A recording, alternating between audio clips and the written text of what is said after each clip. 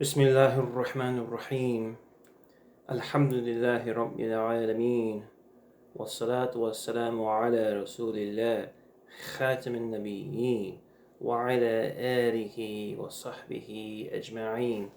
My dear brothers and sisters, Assalamu alaikum wa rahmatullahi wa barakatuh. We have entered into the last day of Shahr Ramadan, the month in which the Quranic revelation was initiated to the Prophet Muhammad. May Allah's peace and blessings be upon him, alayhi salatu wassalam. And we hope that this month has been a month of prayers and fasting that was acceptable in the sight of Allah subhanahu wa ta'ala.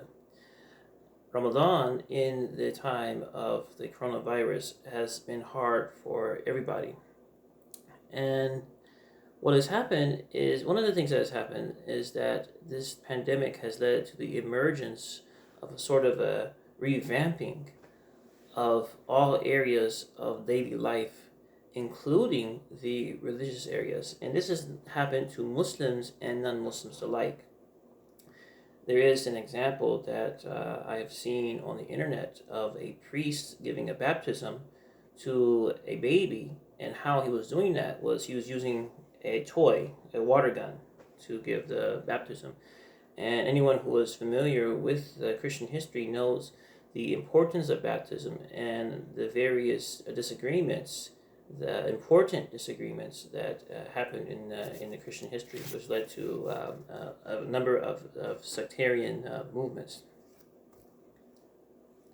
So for Muslims, we have spent a good portion of our Ramadan at home.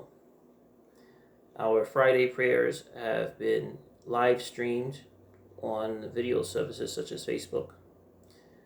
And this, again, the same for other religious communities. The prayers and worship services and study services have been held largely through social media and through video sharing networks. And in addition to all this, in the physical realm, what's going to be the new normal? So for Muslims, perhaps it will be, as it seems to already be happening, that congregational prayers will be held where people are 6 feet away from each other. This is already happening even in the Haramain in Saudi Arabia. This is already happening. Now, for Muslim history, this is actually interesting in that social changes in which had some effects on religious practice has always been met with suspicion and met with fear, and justifiably so. Change is not easy for any of us. It's not easy.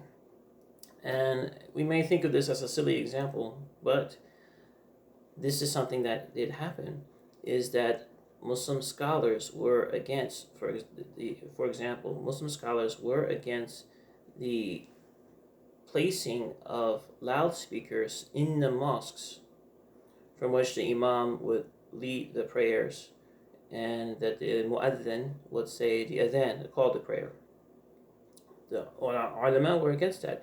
And even up to now, I know of scholars who are against using the loudspeakers in the mosque for the adhan and for the salah. Similarly, other things which had met opposition, which now today we find acceptable, is using prayer schedules in a printed form that in Muslim countries used to see in the newspapers. This was met with opposition.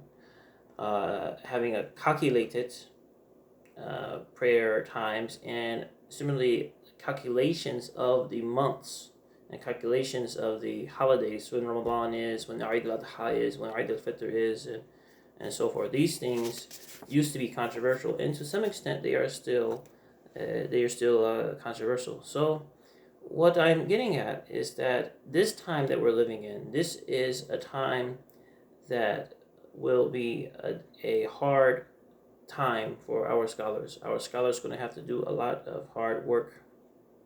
And the various questions that Muslims are asking today as to how to practice much of our religious rituals in light of the coronavirus. The questions that we're asking today, I predict, will be recorded in fiqh discussions and will be discussed by ulama, by fuqaha in the future, when we will see ijtihaad, independent and new rulings based upon the nusus, or the text of the Quran and Hadith. We will see this as a result of, and we are already seeing this. Now, this reality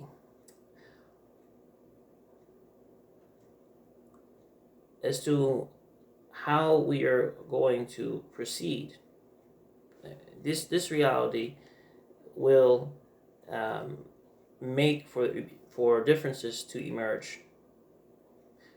That's just what's going to happen. But we have to realize that that's okay. It's okay to have differences of opinion. It's okay to have differences of approach to the problems that we are all facing. Because ultimately, we are all trying to figure things out. We are trying to figure out, in light of the foundational text of the Quran and the prophetic Sunnah, we are all trying to figure out how to do the right things at the right times. And Allah subhanahu wa ta'ala says in a Meccan verse, and actually this is mentioned more than once in Meccan revelations. Allah subhanahu wa ta'ala says, فَاتَّقُوا اللَّهَ مَسْتَطَعْتُمْ, to exercise taqwa of Allah as much as to your ability. So this is what we're all trying to do. We are all trying to understand and to apply and to follow our deen in the circumstances in which we are in. In the previous video, I had mentioned that the Muslims in Spain, after their defeat, they were experiencing a campaign of terror by their Catholic conquerors. And so even things like making wudu, bathing, offering prayer in the Islamic way, these things could lead to a person's death.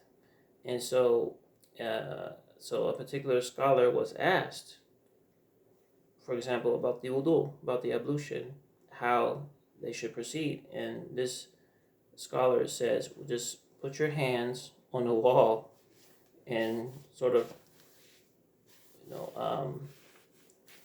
wipe your arms with the remnants from the wall.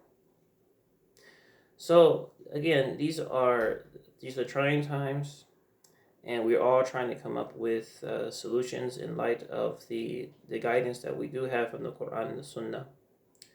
So let us be respectful of this time. Let us be respectful of differences of opinion, and let us all try our best, because ultimately this is what Allah wants. Allah doesn't need blood from us, as the Quran mentions. Allah doesn't need blood from us. He doesn't need meat. Rather, He needs true taqwa. Or I shouldn't say use the word need, but He asks of us for true taqwa. And again, the taqwa is for our benefit, not for the benefit of Allah subhanahu wa ta'ala. So we pray to Allah subhanahu wa ta'ala to make things easier for us, and that He bestow upon us that which is pleasant in this life, and that which is pleasant in the life to come. Barakallahu feekum. Wassalamu alaikum wa rahmatullahi wa barakatuh.